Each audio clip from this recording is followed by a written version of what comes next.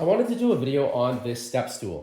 I made this in a previous video and I think it's very good. It's been holding up very well. It's very strong and I think it looks nice. The reason I want to do another video is because this is quite difficult to make and it takes quite a bit of time and it actually has quite a bit of material on it.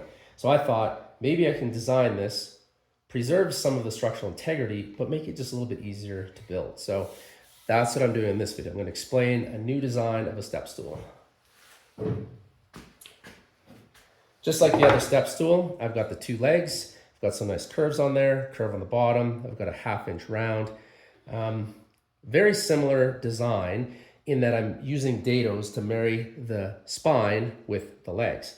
So here I've taken a dado blade and cut 2 inches down and 3/4 of an inch wide.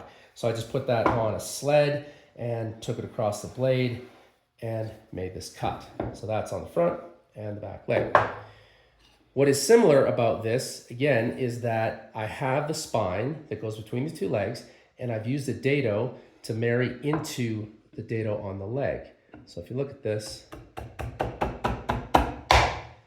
goes in there really nicely, okay? And then the back is the same. Okay, so those slide in beautifully. You've got strength in the legs like this and side to side. So this is a very nice, strong design, and I think it looks good as well. So this I'm quite happy with, and it's a lot easier to make than the other one. I don't have to do any elaborate curves along the bottom. It's just nice and simple. Now, the other thing I find is if you have a base like this, maybe a table or a coffee table or anything, and then you have to put a top on it, you've got glue on all your parts, and then you're trying to get this set down perfectly so it doesn't smear the glue everywhere. And that is really difficult because you'll set it down and maybe you got your screw, like I've got the screw holes in here, and I'm gonna have to start hunting around, where does that screw go, and this side moves, glue everywhere, and it's super hard to sand once it's all together.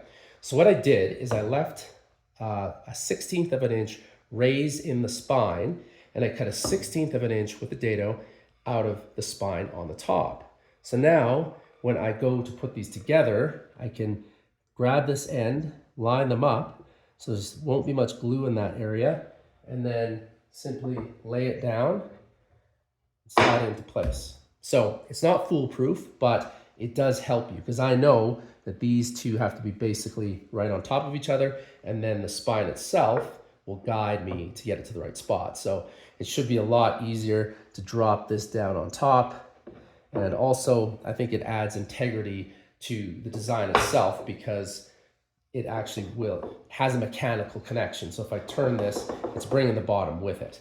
So I just like that design for the glue up and also for structure. So I'm gonna put this stool together now. I'm gonna glue it, screw it, and then put finish on it.